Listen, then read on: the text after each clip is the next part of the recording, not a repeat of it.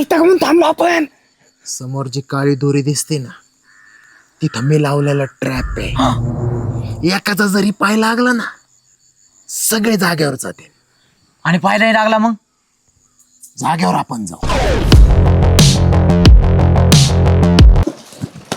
Ball खुल्ले खुल्ले सरचा ball मारली खुल्ली सरळ चाललं ना मी वो तो मला सुटू दे रे तुला असाच धुतो ना मी.